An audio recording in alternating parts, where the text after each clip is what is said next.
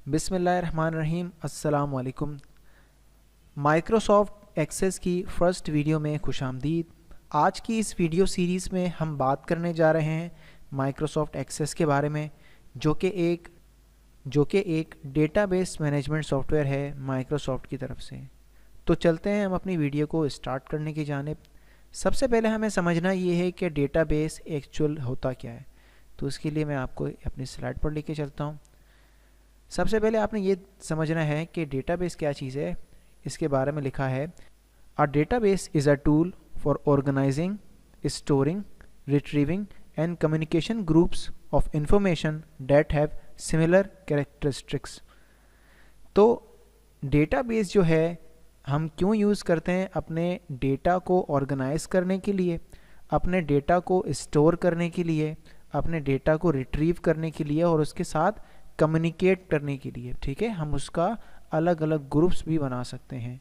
वो सारा काम कैसे होता है हम आगे अपनी वीडियोस में मज़ीद इसके ऊपर डिटेल में बात करेंगे। अब इसके लिए हम ये समझते हैं कि डेटाबेस के अंदर कौन कौन सी चीज़ें आती हैं या डेटाबेस किन किन चीज़ों से बनता है। तो आपने ये समझना है कि डेटाबेस 4 ऑब्जेक्ट्स का मजमूआ कहलाता है। 4 ऑब्जेक्ट्स के ग्रुप को डेटाबेस कहते हैं। जो फर्स्ट ऑब्जेक्ट है वो है टेबल्स, सेकंड है क्यूरीज, थर्ड है फॉर्म्स और फोर्थ है रिपोर्ट। हम जब भी किसी डेटाबेस के साथ काम करेंगे तो हमें उसके अंदर टेबल्स के साथ भी काम करना पड़ेगा, क्यूरीज को भी यूज़ करना पड़ेगा, फॉर्म्स भी यूज़ करेंगे हम, और इन तीनों का यूज़ करते हुए हम अलग अलग तरह की रिपोर्ट्स जनरेट करेंगे। इन चारों को अगर एक साथ मिलाया जाए तो लिखा हुआ है, together these objects allow you to enter, store, analyze and compile data however you want। तो इन चारों को हम यूज़ करेंगे डेटा को इंटर करने के लिए, डेटा को स्टोर करने के लिए, उसे एनालाइज और कंपाइल करने के लिए। फॉर एग्जांपल हम टेबल्स बनाते हैं, तो हम चलते हैं पहले टेबल की जानिब, देखते हैं कि टेबल क्या चीज़ होती है। टेबल तो आपको पता होगा कि रोज़ और कॉलम्स के मजमूए को, रोज़ और कॉलम्स के कॉम्बिनेशन को टेबल कहा जाता है। टेबल के अंदर मुख्तलिफ़ तरह के कॉलम्स और मुख्तलिफ़ तरह के रोज़ होते हैं और आप इसे अपनी ज़रूरत के मुताबिक यूज़ करके बनाते हैं। टेबल को हम यूज़ करते हैं डेटा को स्टोर करने के लिए। हम कहीं पर भी, फॉर एग्ज़ाम्पल कोई टाइम टेबल बनाना हो, कोई मार्कशीट बनानी हो, मुझे स्टूडेंट्स की कोई लिस्ट बनानी है, तो उसको मैं टेबल बनाकर उसके अंदर रोज़ एंड कॉलम्स की मदद से मैनेज करूँगा, जिसके बाद मुझे डेटा को रीड करने में भी आसानी हो जाएगी। यहाँ पर आप देख सकते हैं, यहाँ पर एक आईडी का कॉलम है, फर्स्ट नेम का कॉलम है, लास्ट नेम का कॉलम है एंड सो ऑन। और हर एक रो के अंदर एक रिकॉर्ड दर्ज है। हर एक रिकॉर्ड की अलग अलग आईडी आपको नज़र आ रही होगी। तो इसकी मदद से हम अपने जितने भी रिकॉर्ड्स होंगे उनको अपने पास टेबल में सेव करते हैं। अच्छा, आपने माइक्रोसॉफ्ट वर्ड के अंदर ये देखा होगा कि इस टेबल की इस रो को, मतलब ये जो वर्टिकल लाइन है, इसे कॉलम कहते हैं, जबकि माइक्रोसॉफ्ट एक्सेस में या डेटाबेस के अंदर या डेटाबेस से रिलेटेड जितने काम होते हैं उसमें हम इसे फील्ड कहते हैं। तो ये आईडी की फील्ड है, ये फर्स्ट नेम की फील्ड है फॉर एग्जांपल।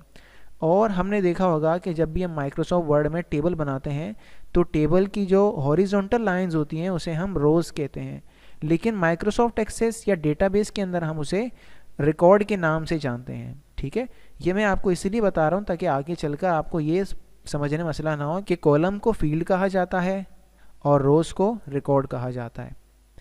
टेबल के अंदर जब भी हम डेटा डालेंगे या डेटा इंटर करेंगे तो हम उसे फॉर्म के ज़रिए लेके आएंगे।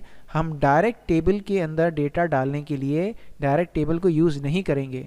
हम एक फॉर्म बनाएंगे अपने किसी भी टेबल के अंदर डेटा डालने के लिए और हम उस फॉर्म की मदद से अपने टेबल में रिकॉर्ड ऐड करेंगे। तो फॉर्म का जो काम होता है वो एक अच्छा यूज़र एक्सपीरियंस फराहम करना होता है, क्योंकि आप जब भी किसी कस्टमर को आप डेटाबेस बना कर देंगे तो उसको आप डेटाबेस में टेबल के साथ साथ फॉर्म्स भी बना कर देंगे ताकि उसको रिकॉर्ड को ऐड करने में आसानी हो सके। इसके बाद हम चलते हैं क्यूरीज़ की जानिब। अब फॉर एग्ज़ाम्पल आपने टेबल भी बना लिया और फॉर्म से आपने टेबल के अंदर डेटा भी ऐड कर दिया। अब मुझे ये करना है कि टेबल के अंदर से मुख्तलिफ़ तरह का डेटा मैं रिट्रीव करना चाहता हूँ। फॉर एग्ज़ाम्पल ये एक टेबल है, मैं इस टेबल के अंदर देख सकते हैं कि अलग अलग सिटीज़ के नेम है। अब मैं ये चाहता हूँ कि रेलिक सिटी में जितने भी मेरे कस्टमर्स हैं या जितने भी मेरे ऐसे यूज़र्स हैं जो रेलिक सिटीज़ के अंदर हैं, ठीक है, ये एक सिटी का नाम है, मुझे इस सिटी के अंदर से तमाम यूज़र्स का डेटा चाहिए, फॉर एग्जांपल उनके नाम चाहिए, तो मैं इस रिकॉर्ड को फ़िल्टर करने के लिए क्यूरी का इस्तेमाल करूँगा।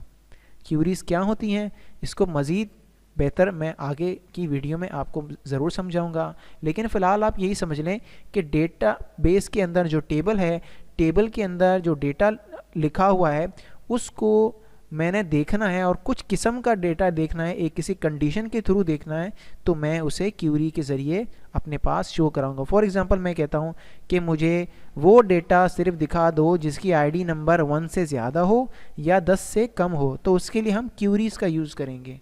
क्यूरीज़ को कैसे यूज़ करना है मैं आपको आगे वाली वीडियोज़ में मज़ीद बेहतर तरीके से समझाऊँगा।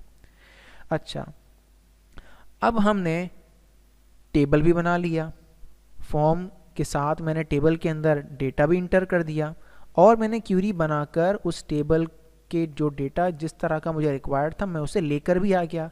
अब मुझे इसको प्रिंट करना है, तो मैं इसे प्रिंट करने के लिए उसको एक रिपोर्ट में बनाऊंगा और फिर प्रिंट करूंगा, क्योंकि अगर मैं फॉर्म को प्रिंट कर दूं तो फॉर्म के अंदर तो एक रिकॉर्ड नज़र आएगा एक वक्त में, और मैं अगर टेबल में रिकॉर्ड को प्रिंट कर दूं तो मुझे सारा ही रिकॉर्ड प्रिंट होके मिल जाएगा। फॉर एग्जांपल मैं चाहता हूं कि जब भी मैं कोई रिकॉर्ड को प्रिंट करूं तो उस रिकॉर्ड के अंदर उसका स्ट्रीट एड्रेस नज़र ना आए, तो इन तमाम चीज़ों को मैनेज करने के लिए हम रिपोर्ट्स को ऐड करेंगे। जिस तरह यहाँ पे लिखा हुआ फर्स्ट नेम, लास्ट नेम, उसका फ़ोन नंबर और पिकअप डेट लिखी हुई है, इसके अंदर उसका एड्रेस मौजूद नहीं है, तो इन सारे काम को करने के लिए हम रिपोर्ट्स का यूज़ करेंगे। ठीक है, तो उम्मीद करता हूँ कि आपको टेबल, फॉर्म्स, क्यूरीज और रिपोर्ट्स का जो काम है वो समझ में आ गया होगा।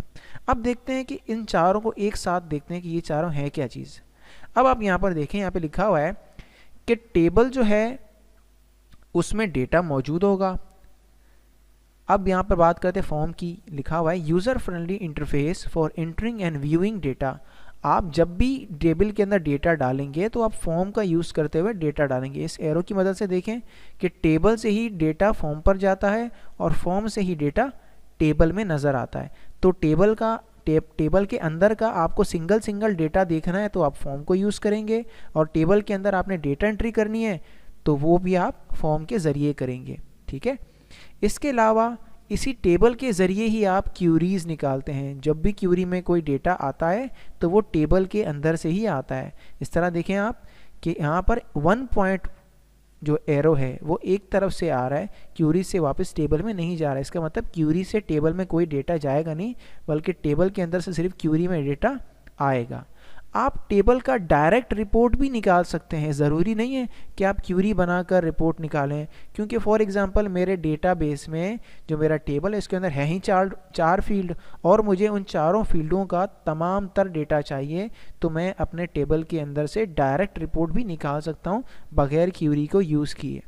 या अगर आपने क्यूरी के मुताबिक डेटा को निकालना है तो क्यूरी से आप डायरेक्ट भी क्यूरी को यूज़ करते हुए रिपोर्ट निकाल सकते हैं। इसके बाद हम बात करते हैं कि अब ये सब कुछ काम किस तरह करता है। देखें, ये जो ब्लू कलर का हमारे पास यहाँ पर है ये है हमारे पास टेबल। हमारे पास देखें अलग अलग किस्म के टेबल्स हैं, बुक लोकेशंस, बुक नेम्स और बुक स्टेटस। फॉर एग्जांपल ये छोटा सा एक लाइब्रेरी का डेटाबेस का डिज़ाइन है। अब इसमें 3 टेबल्स बनी हुई हैं, इन तीनों टेबल से ही डेटा जाता है हमारे पास क्यूरी के अंदर, और फॉर्म से भी हम क्या करते हैं, कैटलॉग सर्च करते हैं। फॉर्म में जाकर हम किसी डेटा को सर्च करते हैं तो वो भी हमारा क्यूरी के अंदर आता है। ये मज़ीद किस तरह से होगा आपको आने वाले वीडियोस में मज़ीद बेहतर तरह से समझ में आएगा, और इस पूरे मजमूए से फिर यहाँ पर रिपोर्ट्स प्रिंट होती हैं। ठीक है, तो मैं उम्मीद करता हूँ कि आपको इस वीडियो में डेटाबेस किस तरह काम करता है, माइक्रोसॉफ्ट एक्सेस किस तरह काम करता है, टेबल, फॉर्म, क्यूरी और रिपोर्ट का क्या काम होता है इसमें, ये सब कुछ समझ में आ गया होगा। तो मिलते हैं अगले वीडियो में जिसमें हम ये देखेंगे कि हमें डेटाबेस किस तरह बनाना है और डेटाबेस के अंदर हमें टेबल किस तरह बनाना है। तो तब तक के लिए अल्लाह हाफ़िज़।